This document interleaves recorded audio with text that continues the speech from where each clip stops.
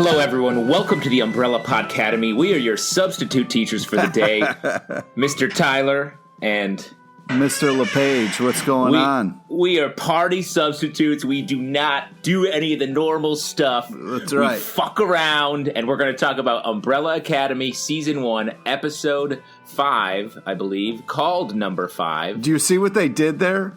That is, that's the kind of stuff why you need an education, because we come here and that's what we learn. That's what we learn here. Now, we're building up, running through Season 1 of Umbrella Academy in anticipation of Season 2, which actually drops this week. So we're going to finish out the rest of the season and then dive right into Season 2. Very excited. Pete, how do you feel about halfway through this first season? Looking forward to the second? Well, that's the thing. Like, you and Zalbin have both seen the second season, so I'm kind of odd man. I actually have not. I've seen the second season of The Boys. Oh, okay. All right, right. But yeah, Zalbin's seen everything ahead of time. But so I'm excited. I feel like also what's nice is Zalbin, who didn't like the first one, says he really likes the second one, which makes me nervous because I love the first season. So it'll be interesting to see how this unfolds. But they've got a great cast of characters. I'm excited to see, like, after a season, what they're going to do with these characters, how it's going to move forward. So, it's cool. They've got a lot of interesting creative things on the show going for them. So it'll be nice to see, like, once they kind of hit their stride, like, what they do with it. Yeah. Well, speaking of how the season unfolds, why don't we do a quick catch up on what's happened so far this season before we dive into Number 5. Great. There are a series of mysteries happening with the Umbrella Academy, a team of superheroes, child or teenage superheroes that have stopped getting along, went their separate ways, and have all arrived back at the mansion as the death of their quote-unquote father. And they are hanging out, trying to get to the bottom of maybe something weird that happened with his death. And then other mysteries start to happen. Number 5 shows up as a boy, and he's behaving weird. We learn that he was in the future for a post-apocalyptic future. He has 7 days to save the world. I think we're down to 4 days in this episode. Yeah, and he's really into mannequins. And one specifically. Dude loves mannequins. I mean, in a post-apocalyptic world, maybe all you have is the movie Mannequin. You know what I mean? Yeah, do you think that's how he got into it? He watched the movie Mannequin, and he's just patiently waiting for his mannequin to come alive? Exactly. To do the full Daryl Hannah? Is that who's in that? No, I don't. No. It's That's Splash. That's Splash, yeah. This, it's Kim Cattrall. Kim Cattrall, of course, the mannequin. And we should say Pete is Number 5's a huge fan of, loves his mannequin. Pete loves the movie Mannequin and walks around everywhere holding a VHS copy of the movie Mannequin that he kisses right on the front. Be kind, rewind, Pete. Yeah. Rewind to the love of your life. So what else do we have happening? Vanya, sort of the estranged member of the Umbrella Academy, doesn't have powers. We thought, or we think. She has been on medication her whole life. She's pursuing a relationship with this man that has entered her life. Creepy son of a... Fuck that guy. Well, he's not... he doesn't present as creepy first. He's very nice. He's the only one who's nice to her. In a world where her family... Yeah, but if she was paying attention, she would know that not that it's her fault that she doesn't know this dude's creepy, but like... Some signs are there, and Allison is onto it. Right, like you're saying you don't trust anyone. Don't trust anyone who likes you or is nice to you. No, I'm just saying you can be nice to people, do a little research, especially when you're someone of, who is, out there in the world and stuff like that. So I feel like she unfortunately was in a tough spot. Someone was very nice to her, and she's not thinking about it, and I wish she would. Yeah, the only thing that can truly love you is a VHS tape from the mid to late 80s. But what if that tape betrayed you, Pete, and you took off the slipcase, and underneath was another movie? Whoa. Like, what if it was like Rambo First Blood is secretly underneath this videotape you've been kissing all this time. Well, that's the thing. You can't judge a book by its cover, so you really got to make sure you check the sleeve. You know what I mean? Check the sleeve. Yeah. Always check the sleeve, guys. What else is happening? Luther and Allison have a sort of a little relationship going. We don't know what's happening here. And Allison, rumor, has had a tough go of it. She was in the public spotlight and has fully pulled away from that. She has a daughter, I believe, that she talks to remotely and is sort of struggling with that.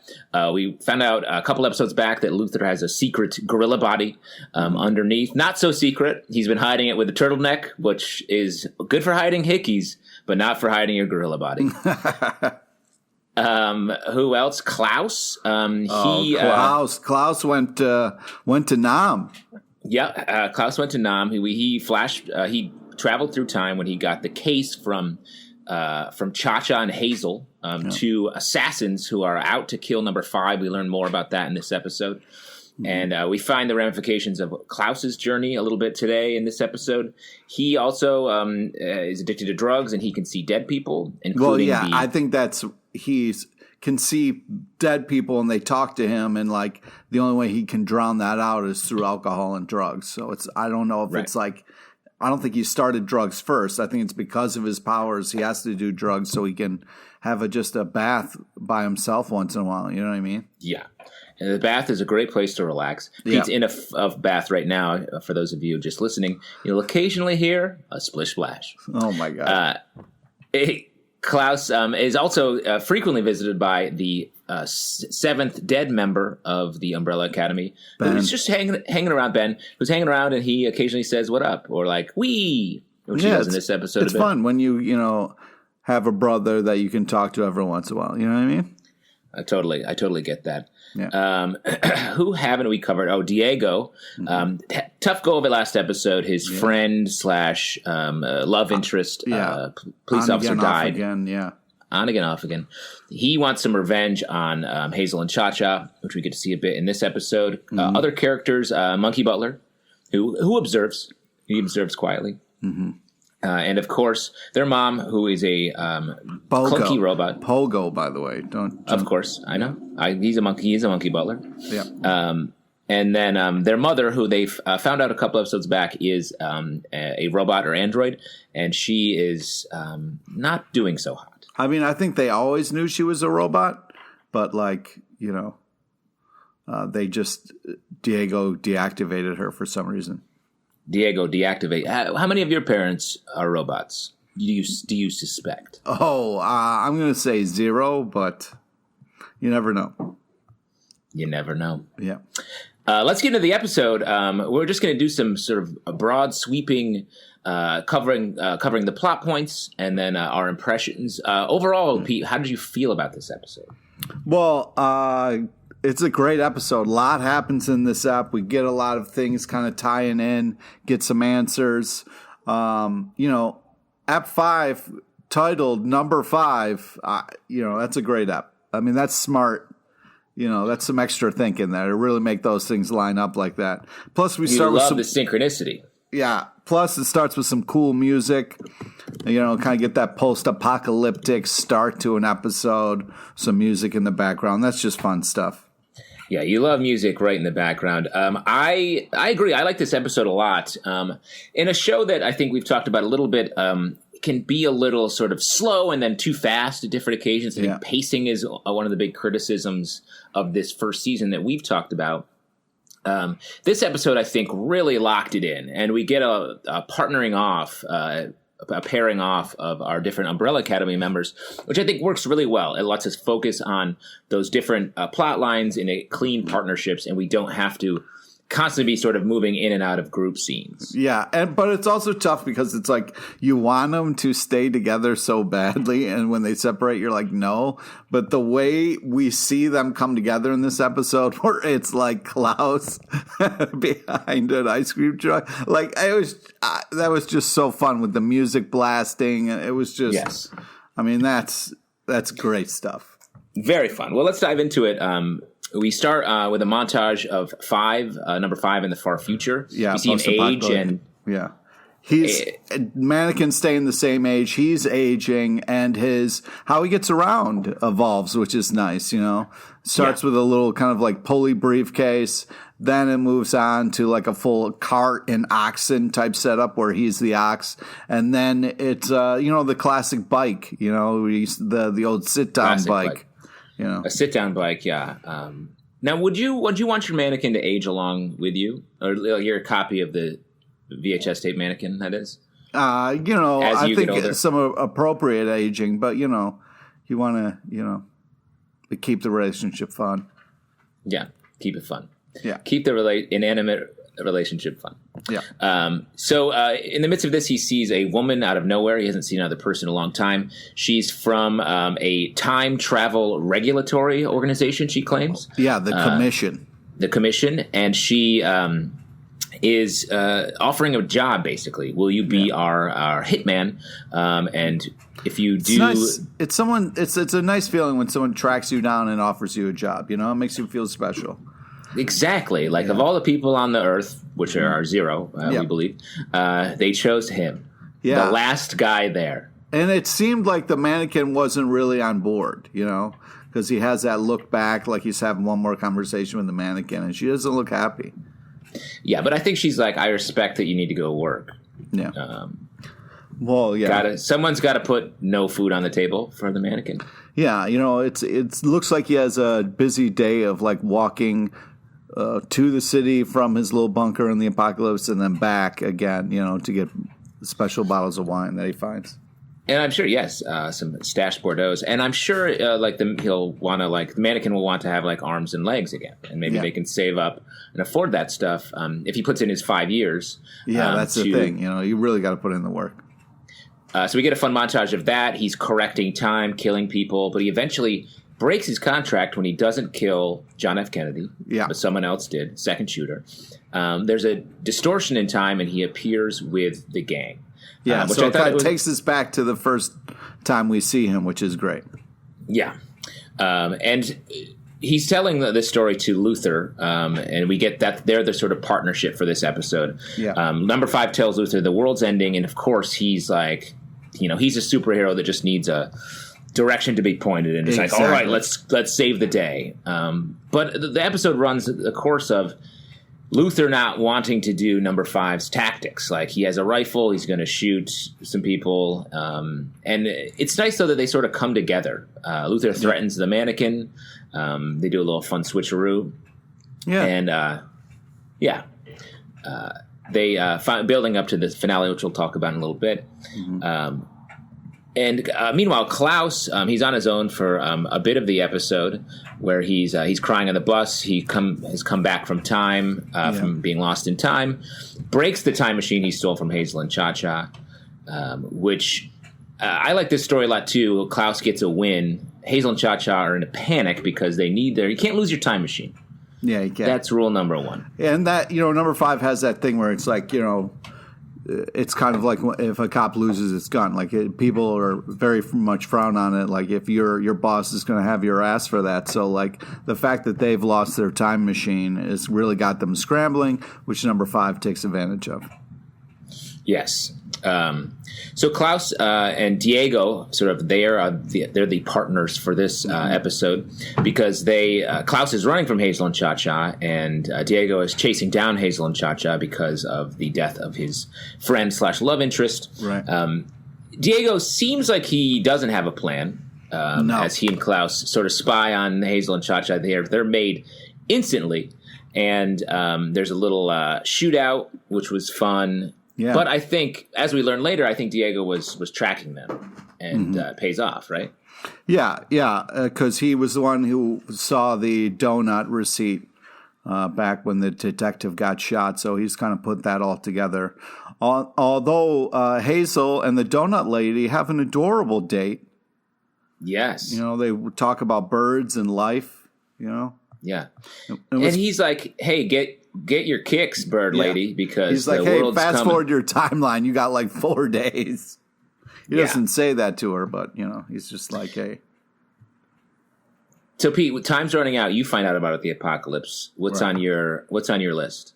What are you? How much time do I have? Where am I? Like, what's going on? Let's say one day. You're where you are now. One day? One more day. All right. I got 4 days. Okay. Well, I'm just like the characters. I'm planning out last meals. You know what I mean? I'm going to get like a last round of food. Going to make some phone calls, reach out to some friends and family. Just kind of, bust everybody's balls one last time, get real drunk, and then peace out. You know what I mean? Wow. Bust everybody's balls one last time. Yeah. Nice. How about you? I'm going to rocket ship, space, get into space, watch the whole thing go down. Oh, you're going to spend 4 days building a rocket ship and then launch yourself into space? I don't know if I'll build it, but I'll steal one. Oh, you're going to steal one. Cool. Because there are no rockets out there. And I feel like those rocket scientists will be focused on, like you, busting everybody's balls and getting drunk. So then I'll hit the rocket scam, get into space, and just watch it go down. Land on the moon, have a moon base, live on the moon, be a moon guy. Oh, wow, man. Good luck. Yeah. Thanks. I think it's hard to just steal a rocket ship and then land on the moon and find a place to live and survive. Dude, I watched Apollo 13. I know about getting into space under bad circumstances. Okay, cool. It seems like you got a great plan. Tom Hanks, baby. So let's get into this. So we have this. So we have Vanya, who. Well, before we get to that, I want to talk about this great scene with Diego and Klaus are in a VFW. Oh yeah, and they're Klaus is looking at this picture on the wall. The bartender comes over and is like, "Hey, this place is for vets only." Klaus, very upset, says, "I am a vet." No one believes him, and then they get thrown out. There's a fight almost. We get this slow push in on Klaus in the picture as a young man. The year he was in the past, he was in the Vietnam War. Yeah, and it's funny because what's great is like he's like, "Oh, you should apologize," and Diego's trying to be nice. He's like, "Yeah, I apologize," and then Klaus is like, "I apologize.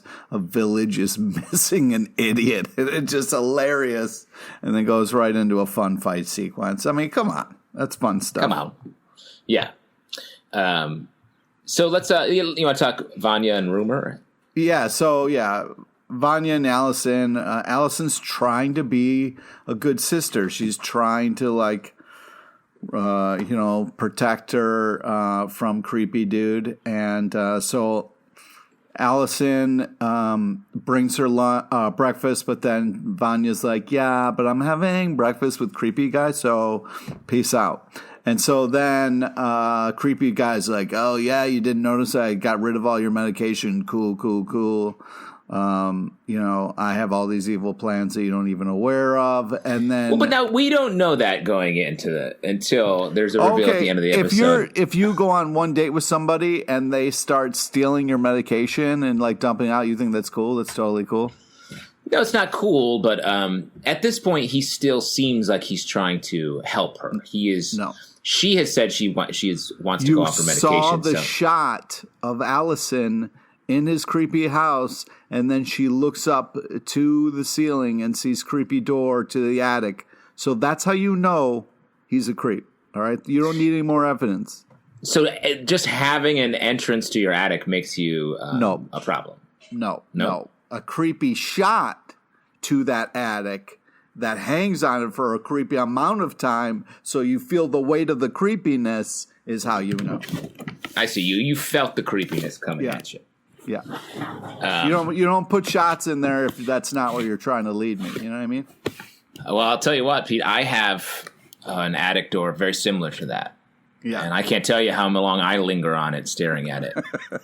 Don't ever go up there, man. Well, I guess we'll see. Maybe I go up there a lot and hide stuff. Oh, man. So, yeah, and you see in the course of this scene between Vanya and her sort of this creepy, quote-unquote creepy man, that she's, got some mental scars from growing up. We've been slowly sort of spinning out the fact that she feels like an outsider and feels unloved, I think is a fair way of saying it. And we said, I haven't watched this. This is my first time watching through Umbrella Academy, but I have read the comics. So it is interesting to sort of feel that story building over the course of this. I won't say anything else, but that's exciting. So then we get the audition, and Vanya plays, and then we start to see what I describe as heat. Like when you look at the top of an oven, like the heat coming out, there's like waves coming out of her music, and it's like enchanting the people listening. And at first they weren't having it, but then by the end, she won them over. Won them over, which may be an indication. Yes. So Vanya is displaying powers. We get to see it twice in this episode. The first time when she's playing music, it seems to be coming off her violin, and then she becomes first chair. When she's going in for the audition, something I've experienced a lot, they're like, I don't like you. Yeah. Right out of the gate. And so she charms them. Perhaps that's an indication of what her powers are. Mm-hmm. That would be a really good power to be really great at auditions. I know. A lot of people have that power. They're called working actors. And and I'm like hoping to get bit by a radioactive working actor to really continue that. Yeah, I would just work on like lathering your arms or legs in barbecue sauce. I think if I was a working actor, that would make me want to buy you. Actors famously love barbecue sauce. Yeah. So let's finish up Vanya's story. She's fully off her meds, which she says she got first chair, kisses the dude, and then her powers are sort of, and they're like having sex, presumably, and her powers are going crazy. Yeah. So it seems to be when she's really in the moment, off her meds, her powers manifest. Yeah. And we don't quite know what they are. And I'm wondering if the dad knew that, and that's why he had her on the medication, because he knew like her power was so much that it could really go evil and go fast. You know what I mean? I think that's 100% correct. And we do see the body in the attic from Creepy Guy on the way out. So shit's weird there. Mm-hmm. Her powers crack through the window, which I thought was interesting. Like there's a physical manifestation there. And then we float following her sort of steamy power set back to Umbrella Academy, where Pogo and the mom are keeping secrets. Yeah. Yeah. But yeah, let's get back to the real main event, though. Well, let's talk about that for just a second, though. So, what are Pogo and Robot Mom? What's up with that? Well, I think Pogo and Robot Mom are the other ones who are constantly left alone. So I'm sure they're making decisions for the kids' interest without them, or at least carrying out the father's evil wishes, or not evil, but whatever. He's not the greatest parent. Well, I think this is probably about that they killed the professor, right? Yeah, I mean, maybe. Don't we'll you find think? out. We'll find out, I hope. Yeah, well, I think we will 100%. So then jumping back to what we were talking about before, the scene that you want to get to, the big confrontation between Hazel Cha-Cha, Luther number 5, Diego, and Klaus. You want to walk us through it? Yeah, so number 5 sets this all up. And, so it's number 5 and Luther driving. They park.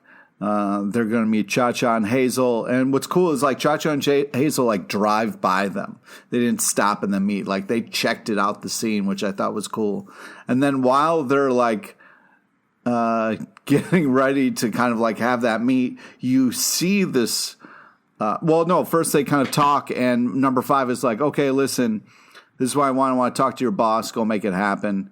And so while you're waiting for the boss to show up, that's when we see this ice cream truck coming up over the kind of like horizon, blasting kind of like some old school like Flight of the Valkyries. Flight of the Valkyries, yeah. Very cool. And then but it's like ice cream version. And I love that. I thought that was great. So funny. And then they're just like number 5 and Luther have the same look as the audience. We're like, what is going on? And as they drive by, it's Diego and Klaus. Oh man, that was so funny. It was so great. I love this scene. I thought it was really fun. The action was great. The ice cream truck plays a huge role in my life, as my two very young children call it. Happy Day Day is coming. Nice. Yeah, it's ice cream truck still. When I hear that noise, it very much affects me. See, I lived too far out in the country when I was a kid to have access to an ice cream truck. Oh man, when you were like when the ice cream truck started to get a pattern by your house, that really affected. It becomes this thing where it's like, who do I got to punch to get money, or like, what do I got to do so I get enough money to get ice cream right now? Because that's who do you have to punch to get money? You were a child boxer. Earning money for his ice cream. That's right. Scrappy way to earn ice cream money. So the woman from the far future returns, confronts number 5 in a frozen moment, and offers him a job with the commission. And he does. He says, "I want to protect my family," which I thought was cool, because I think number five's motivation is we haven't really been able to parse what it is. We know he wants to sort of stop the apocalypse, but we don't know why. Is he good? Is he bad? And it feels like he is willing to sacrifice a lot, has not much of a moral center, but he does want to protect his family, which I thought was cool. Yeah. It's nice. It's smart. It's What's upsetting is, like, at the start of this, it's like how scattered these kids are, and you just want them to be a family and work together and, save the day. So it's like been an uphill battle in that aspect to finally get them kind of like teaming up and working together. Yeah. And then he vanishes, and leaving the family wondering what's up next. Yeah. Same with us. So what is up next? We have a full the second half of the season coming, and it feels like the action is really ramping up. Yeah, it definitely does. It's going to be exciting to see what number 5's job is, like what it actually is. Because, when someone tells you about a job in the beginning, they're telling you about all the good stuff. They're not telling you about all the bad stuff. So it's going to be interesting to see what that job entails. And hopefully he'll be able to talk to his family and not just ghost them, but we will see what happens. Yeah, like he's going to have to do some fun stuff like travel through time, but he's going to have to use like a Keurig coffee maker instead of a regular. Oh man, wow! Because but those pods, come on. You like the pods? I don't like the pods. Yeah, they're bad. It's watery. Yeah, I don't drink coffee, so I don't know, man. Oh, really? What do you drink? What's your favorite beverage? Of all time, probably vodka. Wow. What an answer. Well, what if your vodka, like when you ordered it was like a little watered down and that'd be upsetting. As much as you wanted? That's what a Keurig is. Yeah. But for coffee. Yeah, I don't like little measured amounts. Well, that's too bad, because vodka always comes in some sort of measured amount, whether it's a bottle or a shot. Yeah, I like to control the measured amounts. Not somebody else. Wow. Pete, hater of bartenders because of their control over the vodka bottle. It's a big leap you made there. I do not hate bartenders. They're amazing individuals. Well, before we go, let's talk. Who is your best student in the Umbrella Academy? Who's your favorite character of this episode? Well, I got to say, we saw a lot from a lot of different people, which is great. Number 5 finally including his family, which was awesome. I don't know. A part of me just wants to say Klaus, because he's always the best and he makes you laugh. But I'm gonna say Hazel, because it's nice to see Hazel grow a little bit, and I'm hoping he's going to grow enough where he's not going to be trying to take down the academy. Maybe he just like walks away from his job and is happy with the nice donut lady. That's sweet. That's very darling. I got to give it up to number 5. I thought this was a great episode for him. What'd you think of old man 5? He's good. Yeah.